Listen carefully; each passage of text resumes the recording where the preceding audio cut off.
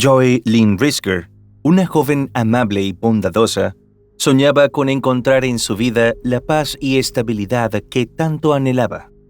El hombre que parecía llenar ese vacío, un pastor de iglesia con una mirada profunda y palabras persuasivas, llegó a su vida como el complemento perfecto, o al menos eso parecía. Detrás de su relación se ocultaban oscuros secretos, manipulaciones y un desenlace que nadie habría imaginado. Te invitamos a seguir hasta el final de este enigmático caso que retó a los detectives de San Diego a desentrañar una historia tan inquietante como dolorosa. El caso de Joy Lynn Risker.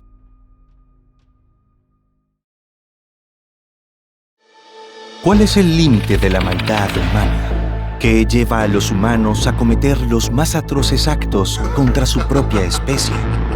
¿Qué pasa en el cerebro de las mentes más malignas? Todas estas interrogantes nos han quitado el sueño por años. Y ahora, analizando y llevando a tu pantalla los más impactantes casos de la historia, queremos encontrar las respuestas. En Detectives Criminales, 3 veces por semana, te haremos conocer las más perturbadoras historias para que tú mismo puedas contestar esas interrogantes. Mi nombre es Levi y te doy la bienvenida a un video más. Joy Lynn Risker nació el 15 de julio de 1978 en la ciudad de San Diego, en el estado estadounidense de California. Fue la única hija de Charles y Gwen Risker. Cuando la niña tenía apenas 9 años, un evento la marcó a fuego: el divorcio de sus padres. Para colmo, Charles volvió a Detroit, su ciudad natal, y desde entonces, madre e hija debieron arreglárselas a solas, algo que, con el correr del tiempo, las hizo muy cercanas. Ya entrada en la adolescencia, los amigos describieron a Joy como una chica de personalidad burbujeante y que, en el fondo de su corazón, buscaba la figura paterna perdida. Por esa época, ella era una jovencita carismática y sociable, que frecuentaba el circuito de las fiestas electrónicas, tan de moda en los años 90. Esa etapa le duró poco y cambió radicalmente cuando su madre logró convencerla de ir a la iglesia con ella. Ambas asistían a una iglesia cristiana no confesional en San Diego. Esto quiere decir que los participantes se consideraban puramente cristianos, sin pertenecer a denominaciones como católicos o evangélicos, entre otras. Y fue precisamente en la iglesia donde Joy conoció a Sean Goff y a su esposa Sheila. Él era un pastor pentecostal que hacía labor voluntaria atendiendo a un grupo de jóvenes al que Joy se unió enseguida. En principio, la decisión de su hija hizo muy feliz a Gwen, pues creía que Sean podría ser la persona indicada para ayudarla a abandonar sus hábitos fiesteros. A decir verdad, Joy no era demasiado rebelde y procuraba no hacerla enojar, pero la vida nocturna era algo que preocupaba a la madre. En cuanto a Sean, era un tipo muy apuesto y tenía el poder de un ministro pentecostal, sumado a la inteligencia de alguien que realmente había investigado y estudiado las doctrinas que propugnaba. Además de desempeñarse como director de marketing de una editorial de alta tecnología, solía viajar al extranjero, ya fuese a la India o a Rusia, para realizar trabajo misionero evangélico. Con el tiempo, Joy y Sean se volvieron inseparables y ella se convirtió en su asistente personal. De un modo u otro, la impresionable adolescente sintió que había encontrado, por fin, esa figura masculina y paternal que necesitaba. En consecuencia, era evidente que para ella, su vida estaba tomando el rumbo correcto. Cuando cumplió 18 años, el hombre la invitó a vivir con él y su esposa a su casa de una sola planta y 2 habitaciones. Para Sheila, su matrimonio y su esposo lo eran todo. Se habían conocido en una iglesia en Oklahoma City cuando ella tenía 15 años, y después de salir durante 1 año y medio, formalizaron la unión. La mudanza a San Diego surgió gracias al ofrecimiento que le hizo la iglesia a su esposo para que ejerciera su labor pastoral. Sheila recibió a la jovencita con los brazos abiertos y a cambio de su hospitalidad, Joy se hizo a cargo de cuidar a Kaylan, el bebé recién nacido de la pareja. Para las personas de la congregación, el lugar que Joy ocupaba dentro de la dinámica familiar era el de asistente del pastor. Pero en 1997, un año después de que la jovencita se mudó a la casa de la pareja, un amigo de Sean descubrió accidentalmente en un correo electrónico enviado a otra persona que la chica y su amigo estaban casados. Eso significaba que Sean era polígamo, lo que no solo era ilegal, sino inaceptable en la comunidad religiosa de la cual formaban parte.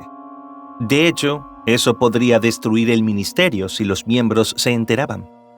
Joy tenía 19 años cuando se casó en una ceremonia simbólica con Sean, que tenía 30. Cada una de las esposas vivía en un dormitorio separado, y el hombre alternaba entre los dos dormitorios. En cuanto a Sheila, al principio había tenido sus dudas al respecto, pero temiendo perder a su esposo, finalmente estuvo de acuerdo. Después de todo, la habían criado con el convencimiento de que el hombre era la máxima autoridad en el hogar. Sin embargo, el amigo no apoyó las acciones de Sean y le dijo que se sincerara con su congregación o él mismo lo expondría. Sean desoyó las advertencias y una vez que se reveló su secreto, fue expulsado del ministerio. Conmocionados y preocupados, los amigos y seres queridos de Joy intentaron convencerla de que nada de aquello era una buena idea, pero ella no les prestó atención. A decir de una de sus confidentes más cercanas, la joven juraba que su esposo era una persona muy buena y de gran corazón.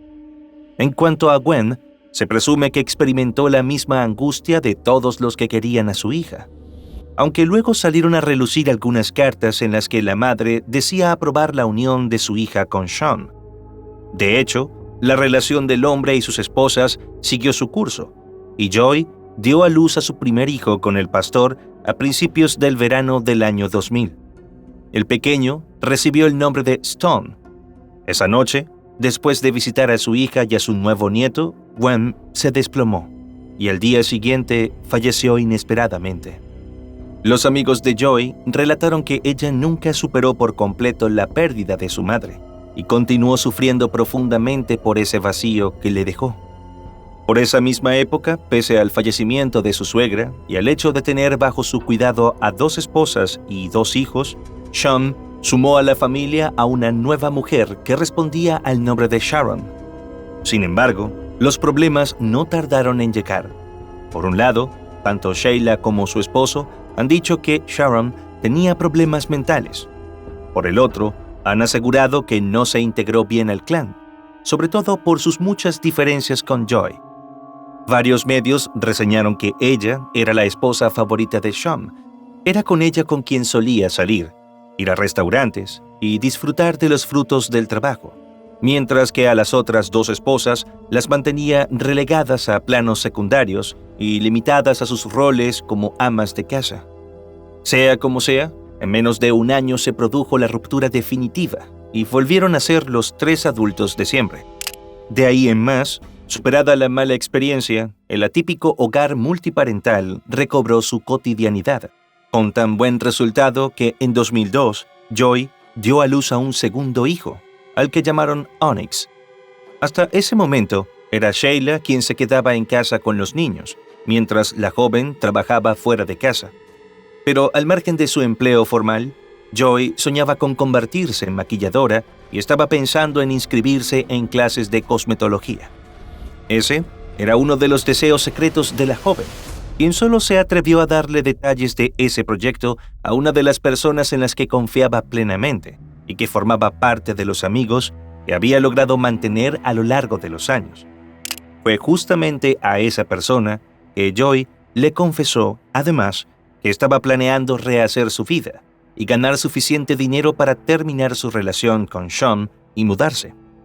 A partir de esos datos, es fácil deducir que las cosas no marchaban tan bien como el clan quería hacerles creer a todos. En los meses siguientes, sus amigos vieron a Joy mucho menos de lo habitual, y hacia la primavera de 2003, cuando coincidieron en un cumpleaños, Varios de ellos notaron que Sean actuaba de un modo más dominante y controlador que nunca con la joven. Esa noche estaba enojado y no pudo evitar comentarle a uno de los asistentes a la fiesta que Joey estaba coqueteando con un hombre del lugar. Pero en realidad, como él mismo confesó poco después, su mal humor se debía a que ella recientemente le había enviado un correo electrónico a un exnovio.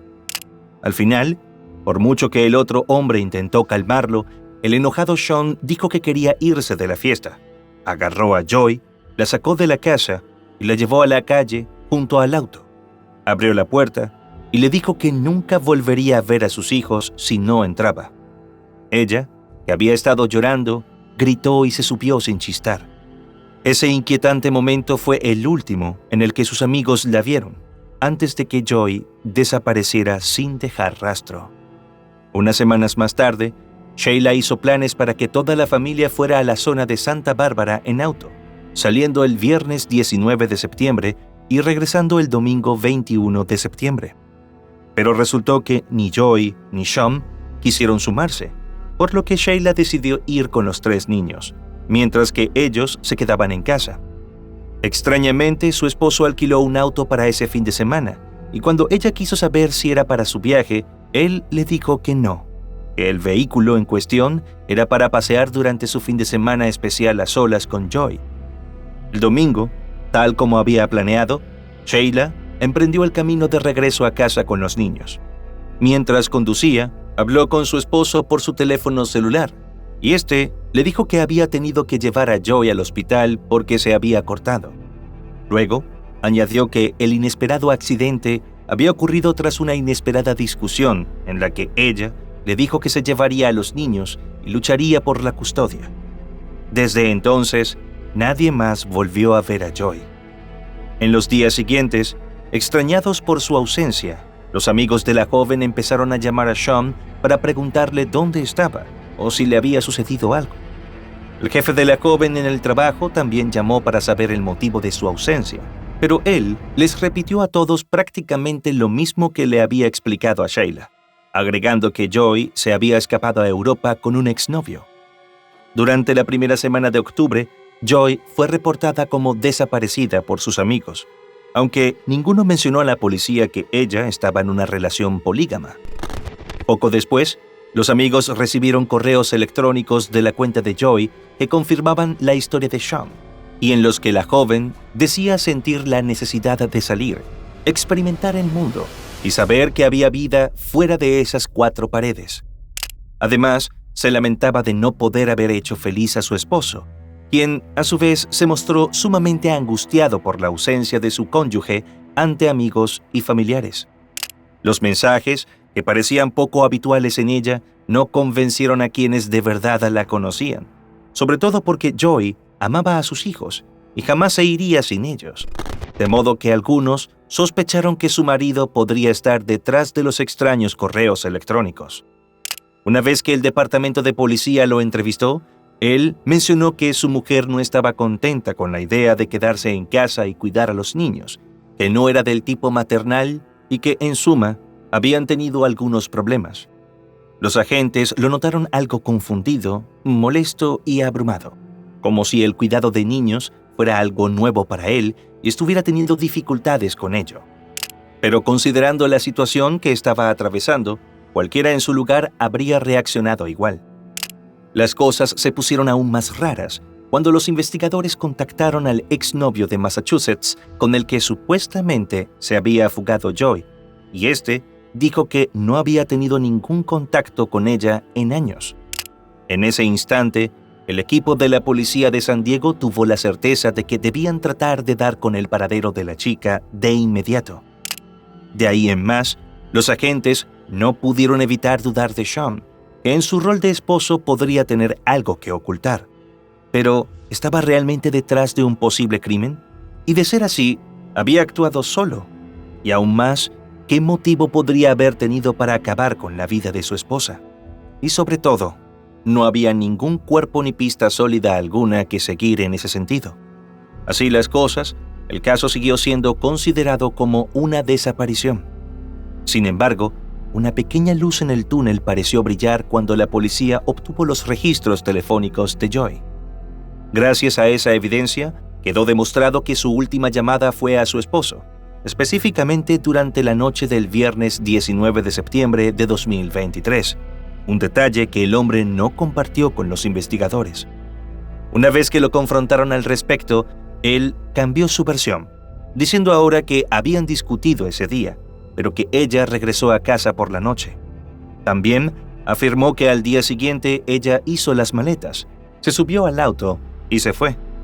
A los investigadores les llamó la atención que el hombre hubiese esperado tanto para entrar en detalles sobre cómo supo que Joy se había ido.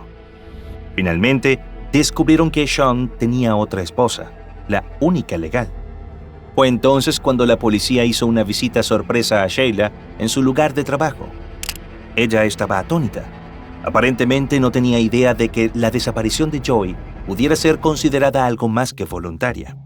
Y si bien la coartada de Sheila en Santa Bárbara con los 3 niños pudo comprobarse fácilmente, durante esa entrevista ella mencionó un dato que, hasta entonces, era totalmente desconocido por los oficiales: el supuesto accidente casero de Joy y su traslado al hospital. Pero eso no fue todo lo que reveló. Luego dijo que, durante la llamada telefónica que le hizo su esposo mientras conducía, le pidió que una vez que estuviera en casa, lo ayudara a limpiar ciertas manchas rojizas. Claro que ese detalle coincidía con la historia del accidente, y aunque por un segundo los detectives consideraron que quizás Sheila sabía más de lo que quería admitir, también parecía bastante evidente que era del tipo de mujer inclinada a creerle a su marido, casi sin cuestionar lo que éste dijera. Mientras tanto, los detectives le pidieron permiso para registrar la casa, y una vez en el interior de la vivienda, encontraron evidencia de manchas rojizas en varias habitaciones. Además, constataron que los correos electrónicos de Joy a sus amigos habían sido enviados desde la computadora de Sean. Pero pese a todo, no podían acusarlo de nada en particular, y el caso lucía como un enigma casi imposible de resolver. No podían imaginar que, en cuestión de horas, las respuestas se presentarían sin buscarlas. Todo ocurrió durante la tarde del día siguiente, 21 de octubre de 2003, cuando Sean entró en el vestíbulo de visitantes de la cárcel del condado en el centro de San Diego. Se acercó al alguacil adjunto y le dijo que le había quitado la vida a alguien y que quería entregarse. Cuando el alguacil le preguntó a quién, él dio el nombre de Joy. El alguacil lo detuvo y se puso en contacto con el Departamento de Policía de San Diego. Y si bien posteriormente Sean explicó que se había entregado porque eso era lo que Dios quería que hiciera, a esa altura, las fuerzas del orden sospechaban que simplemente se sentía acorralado, lo que quedó demostrado cuando mencionó que estaba cansado de mentirles a todos para encubrir lo que hizo. Durante el interrogatorio correspondiente, los agentes siguieron el procedimiento habitual y le advirtieron que podía elegir las preguntas que quería responder. Sean les tomó la palabra y optó por no revelar la ubicación del cuerpo ni detalles concretos sobre lo sucedido. Así, primero contestó que Joy y él eran incompatibles y que habían hablado de separarse, pero luego dijo que esas eran cosas de las que preferiría hablar con un abogado. Como resultado, Sean fue acusado de asesinato, pero sin un cuerpo y con una confesión parcial, podría ser difícil conseguir una condena. Aunque eso no detuvo a los oficiales, quienes siguieron adelante con la investigación y muy pronto descubrieron que el hombre había hecho algunas compras sospechosas días antes del supuesto crimen. En concreto, Sean fue a una tienda de artículos para el hogar y compró una pala, un pico, una sierra para metales, una cadena de remolque, un cincel, un mazo, cuerda y 2 candados.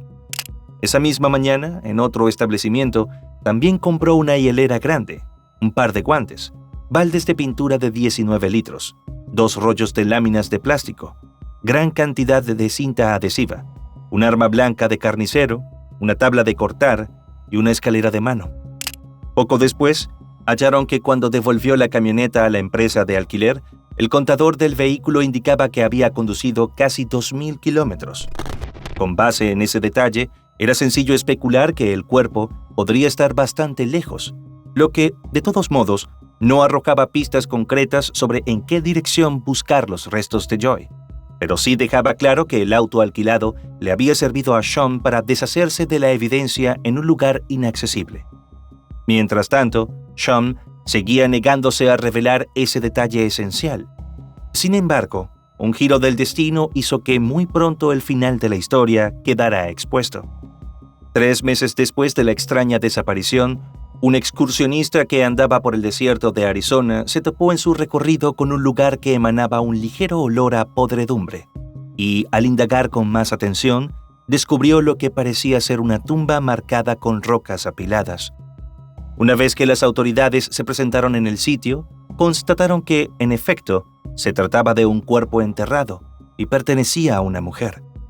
Luego se realizaron los análisis forenses y los expertos determinaron que, además de haber sufrido varias heridas con arma blanca, le habían cortado las yemas de los dedos, le extrajeron los dientes y parte del rostro, presuntamente para hacer casi imposible su identificación. Sin embargo, las pruebas de ADN forenses corroboraron que los restos pertenecían a Joy. Mientras las autoridades terminaban de dar los últimos detalles al caso antes de llegar al juicio, surgió un testimonio crucial que ayudó a arrojar luz sobre las probables motivaciones de Sean. La revelación llegó por parte de un amigo a quien él había conocido durante su etapa universitaria. Este relató que a finales de 2002 tuvo una conversación telefónica con Sean.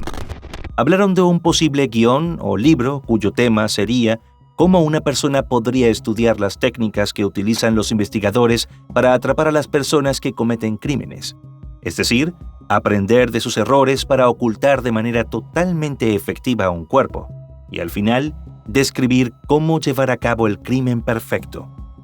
Las ideas que ambos discutieron incluyeron la posibilidad de desegmentar un cuerpo, usar ácido para desintegrarlo y luego tirarlo por el desagüe, o bien ocultarlo en un lugar donde nunca pudiera ser encontrado.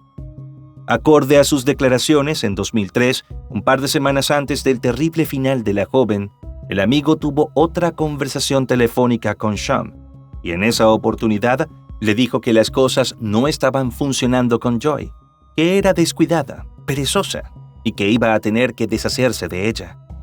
Pese a los testimonios y pruebas de premeditación criminal en su contra, durante el juicio, Sean testificó a su favor y afirmó que actuó en defensa propia cuando Joy lo atacó con un arma blanca.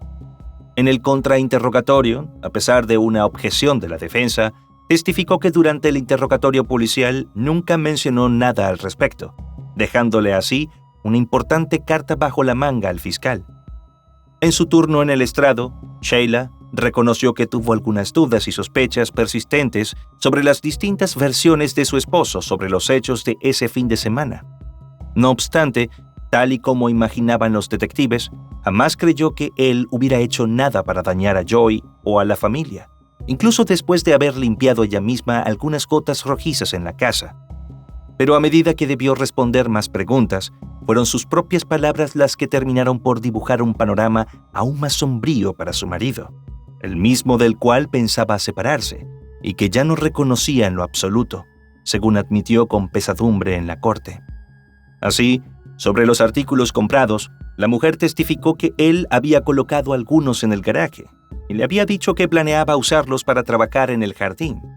Sin embargo, tal y como reconoció ella misma ante el jurado, su esposo no hacía trabajos de jardinería con regularidad. De hecho, dijo que no era ni siquiera su tipo de pasatiempos, pues carecía totalmente de habilidades en ese sentido. Sobre los baldes de pintura, admitió que le pareció también extraño, porque él nunca pintaba, y al ser una casa alquilada, no había ninguna razón para hacerlo. Posteriormente, el administrador de la propiedad testificó que los servicios de jardinería estaban incluidos en el contrato de alquiler y que a su jardinero personal se le pagaba por hacer dichas tareas. Un forense experto en análisis de rastros de sangre, que revisó fotografías de las manchas encontradas en el hogar de Sean y fue a la residencia familiar, opinó que si dos personas se pelearan, se producirían manchas rojizas de gran alcance. Pero las halladas en este caso eran totalmente distintas y coincidían con una persona que tenía la ventaja con la situación totalmente bajo control.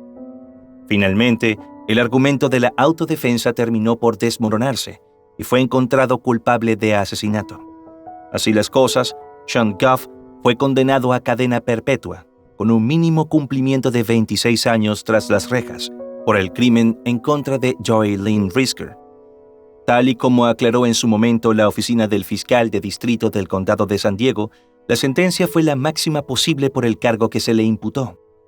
En el otoño de 2023, Sean pudo optar a la libertad condicional.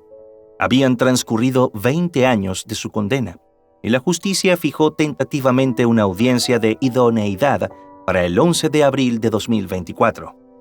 La noticia dejó perplejas a muchas de las personas que aún mantenían viva la memoria de Joy, y de inmediato unieron esfuerzos para crear una solicitud en línea para garantizar que se siguiera haciendo justicia en su nombre.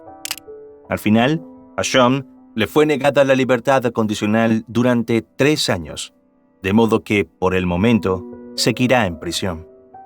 Ahora que conoces todos los datos, ¿qué piensas? ¿Estás de acuerdo con que a Sean se le conceda el beneficio de la libertad condicional? ¿O, por el contrario, consideras que debería cumplir la sentencia hasta el final de sus días? Escríbenos tu opinión en los comentarios.